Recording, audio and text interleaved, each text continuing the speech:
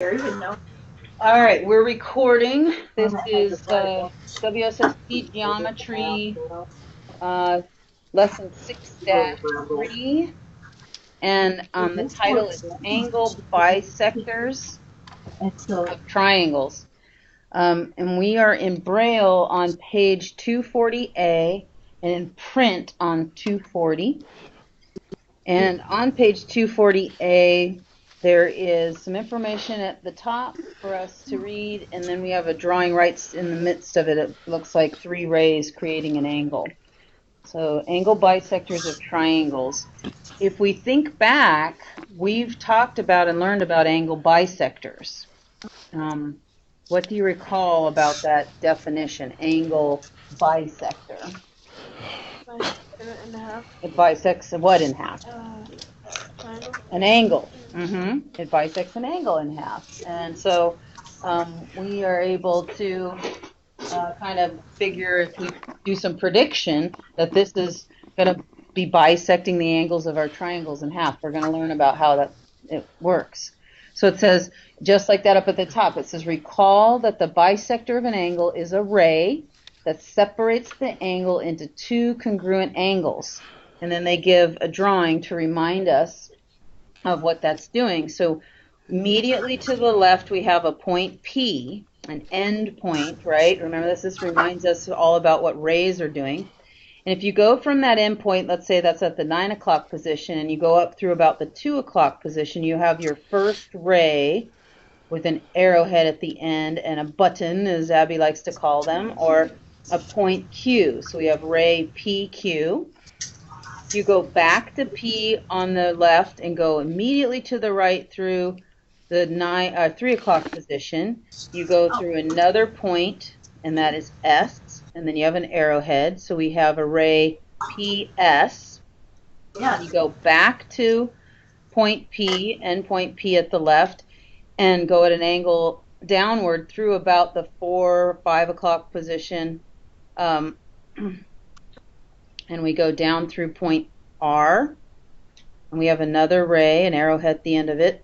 We have ray PR. Remember when we name rays, we always name them from their end point. So I named them PQ, PS, PR.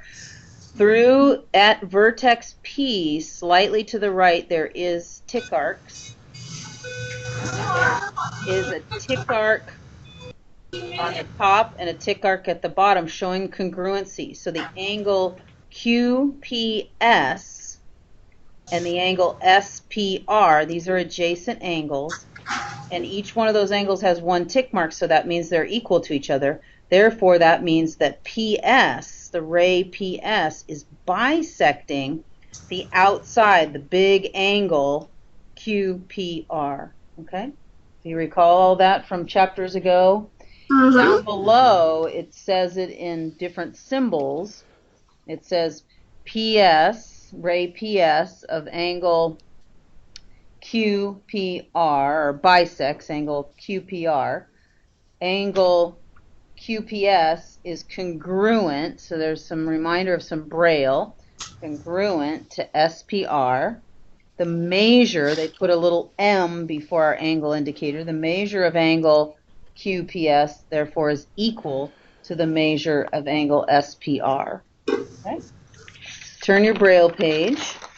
In print, we're looking at the paragraph just below that drawing. We got a bunch of stuff we need to read above. It says, an angle bisector of a triangle is a segment that separates an angle of the triangle into two congruent angles. One of the endpoints of the angle bisector is a vertex of the triangle, and the other endpoint is on the side opposite that vertex. So it's not an altitude necessarily. It could be, but it has a little bit of the same definition of an altitude in that it has to come from a vertex, and then it has to connect with an endpoint on the side opposite in order to bisect it. But it could be at a slightly different angle in order to do that. So, okay, now we have a name for our nonami, right? We could have an angle bisector here. All right, so it has a drawing just below this. We have a vertex C at the very top, At the bottom left, we have vertex D. Thank you. And at the bottom right, we have vertex A. And then we go back up to vertex C, and we get the outline of our triangle. Coming from vertex A is a line segment going through the midst of our triangle to the end point on the side opposite, B. Okay? There's no right angle indicator, there's no tick marks on CD, but we do have it coming from this vertex. What's important is back at vertex A, there is a tick arc above that line segment and a tick arc below that line segment. So that's showing congruency of those two adjacent angles. So at vertex A, it got split into two adjacent angles. When you see those tick arcs, you know that AB is correct. You know that AB is a angle bisector. All right? So that's what you're looking for. Now, every once in a while, what will happen is we will have a right angle indicator on the other side, and we'll say, oh, cool, it's an angle bisector that's also an altitude. And then we might even have tick marks on the other side, and we'll be able to say, oh my gosh, now it's all three. It's an angle bisector, it's an altitude, and it's a perpendicular bisector. But in this case, can it still be neither? So it would actually be all three if it was in that case. In this case, it's neither to the altitude and the perpendicular bisector, but now we get to call it an angle bisector because of those tick arcs at vertex A. You see that, Bryant? Yeah. Okay. So this is a good representation of what they're trying to show us with vertex A. Now it's a yes nami. Now it's a yes no nami. Yeah, or yes nami. It's not a no nami. It's a yes nami. Let me pause our video for just a second. Our principal recording. There we go. Okay, we're recording some more. All right, we're back. Okay, so there is our perpendicular bisector as a layout in a tactile. It also says below it with all the code. Line segment AB is an angle bisector of triangle DAC. Angle DAB is congruent to angle CAB. Remember, we have to name our angles by their different points. Therefore, the measure of angle DAB equals the measure of CAB. Right? And it says down at the bottom, just as every triangle has three medians, let me turn the page, three altitudes and three perpendicular bisectors, every triangle has three angle bisectors. And if we turn our math brains on, hopefully that should make sense. A triangle is a three-sided, three-angle figure. It's going to have three of all of those things because they're coming from each vertex. We have three sides to bisect. So we don't have four sides to bisect. We don't have two sides to bisect. We have three. All right. So then the next part has kind of a special segments in triangles, and it's a table. It kind of summarizes all the things that are going on with these segments in the triangle. So the first one is segment, and it says, okay, we have an altitude, a perpendicular bisector, and an angle bisector. And for an altitude, it's a line segment, and it comes from the vertex. It's a line perpendicular to the opposite side. So it's kind of just redefining all these things. The perpendicular bisector is a line and a line segment, and it bisects the side of the triangle. So we learned that one already. And then now we have a new one, an angle bisector, which is a ray and a line segment, and it bisects the angle of a triangle. All right? So we have three things we can be looking for and using in our triangles. So if you turn the page to Braille page to 240D, it says up at the top, an angle bisector of a triangle has all the characteristics of any angle bisector. In triangle FGH, line segment FJ bisects angle GFH. So So again, they're showing us a representation again of, they're giving us the givens, and then they're kind of proving it. So first we take a look at our drawing. We have F at the top right vertex. Go immediately down to the bottom right to H. Then go at an angle back up to the left to vertex G. And then go back to F and create the outline of your triangle. From vertex F, there's a line going through the midst of your triangle to point J. And they're saying 1 and 2 on our drawing.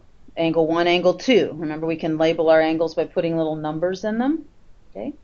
And they gave us in the givens, in the writing up above, they said in triangle FGH, so this big triangle FGH, FJ bisects angle GFH. They gave us that. So because they give us to that in the writing, down below we can write a little mini proof about what's going on. So number 1, it says angle 1 is congruent to angle 2, so therefore the measure of angle 1 has to equal the measure of angle 2. Number 2, the measure of angle 1 is 1/2 of the measure of angle GFH, or 2 times the measure of angle 1 equals the measure of GFH. So this is obvious, hopefully. If you bisect something, you're getting half of it. If you want to double it, you will get the whole thing again. But we're being mathematicians and we're stating it. We're being very formal with it. And then number 3, it reminds us that the measure of angle 2 is also the same. It's 1/2 of the big angle, GFH, or 2 times the measure of angle 2 is going to equal the measure of GFH. All right? So just kind of formalizing and stating the obvious. If we turn the page, it gives us some examples to work through. In regards to angle bisectors, the math is pretty basic. We do have to do an algebra link, of course, right? That we can do that. So let's go through the first one. Example 1 at the top of page 241. It says, in triangle MNP, MO bisects angle NMP. If the measure of angle 1 is 33, find the measure of angle 2. And then it has a drawing. You don't necessarily need the drawing, but it's a good idea to place the letters with the drawing. You probably could deduce what it's going to be. We have the top vertex is N, and then the bottom right vertex is M, and the bottom left vertex is P. We get back up to N again for the outline of our triangle. From vertex M is a line going through, a line segment going through our triangle to point O. We're given in writing in the givens that MO bisects NMP. So the angle at vertex M, the big angle, NMP, is being bisected. So you put on your brain and go, bisected means divided in half. Therefore, I know angle 1 and angle 2, those have been split, right? And if they tell me angle 1 is 33, well, what is angle 2? 33. Exactly, 33. Because of the givens, they told you that MO is the bisector. So you get to go, by definition of angle bisector, I know that those two angles are congruent and they equal each other. All right, turn the page. Got another one. The givens are, it says at the top, in triangle PQR, QS, segment QS bisects angle PQR. If the measure of angle PQR is 70, what is the measure of angle 2? So you probably could figure this out without your drawing, but we'll look at the drawing just in case. We have R at the top left. Immediately to the right, we have Q. And then down to the bottom right, we have P. And we follow that back all the way up to vertex R. From vertex Q, because it says in your givens, QS bisects PQR, we have a line coming from vertex R to the side opposite at point S. We are told that that bisects the big angle PQR. We have angle 1 and angle 2. we're told in our givens, when you go back up and read that angle PQR is 70. So what is the measure of angle 2 if we know PQR is 70? 35. 35, yes. By definition of a bisector, it's 1/2 of the angle, and so we use substitution and substitute in 70, and we do 1/2 of 70 is 35. Yep, that's it. All right, and that shows the proof down below the drawing. Definition of bisector, substitution, and then divide or multiply. All right, example 3 is on the next page, 241b. We're given some givens again at the top. In triangle DEF, segment EG bisects angle DEF. The measure of angle 1 is 43. Find the measure of angle DEF. We probably already figured that out, but we'll go on our drawing and make sure we understand where everything is. D is at the top left. E is at the bottom left vertex. And F is at the bottom right. And then you go all the way back up to the top to D, and you have the outline of your triangle. If you practice some of your old stuff, this looks like a scalene triangle. It's cute. It says in our givens, EG bisects angle DEF. So we want to go to vertex E and find a line that goes through the midst of our triangle to the side opposite at point G. And we're given that bisects the angle DEF. DEF, which is the big angle at that vertex E. And then they labeled the angles 1 and 2. It's bisecting. They're telling us that angle 1 is 43. So what is the entire angle, DEF? They want to know the measure of DEF. 86. It doubled. It doubled. We tell us that angle 1 is 43. We know angle 2 is 43. We add those together, we get 86. Or we know by definition of angle of bisector, we could just double that to get our entire angle, correct? Mm-hmm. All right. The math is pretty basic, isn't it? Not too bad. All right, go to the next drawing, and there's an algebra link. Of course there's well, no, first a your turn, then we're going to have an algebra link. So on the your turn, we have a drawing, and we have to answer 3 questions. Down below it has A, B, and C. We're going to answer 3 questions about this drawing. It says in the givens, in triangle ABC, AD bisects angle BAC. So our triangle has B at the top, A at the bottom right, and C at the bottom left. We go back up to B again. So there's the outline of our triangle. In the givens, it says that AD bisects angle BAC. So we want to go to vertex A and find that bisector and locate that going across our triangle to the point D on the side opposite. They've labeled the 2 angles that it got split up into, angle 1 and angle 2. So the big angle, BAC, there at vertex A, is split up into angle 1 and angle 2, and we're given that it bisects. We turn our brain on and go, oh, bisectors, those are so easy. Just means half of everything, right, or double it. So the first question, letter A, says, if the measure of angle 1 equals 32, find the measure of angle 2. That would have to be 32. Yeah, that would have to be 32. You are right. It's that simple, isn't it? Okay. Find the measure of angle 1 if BAC was 52 degrees. So the whole angle BAC is 52 degrees. What's the measure of angle 1?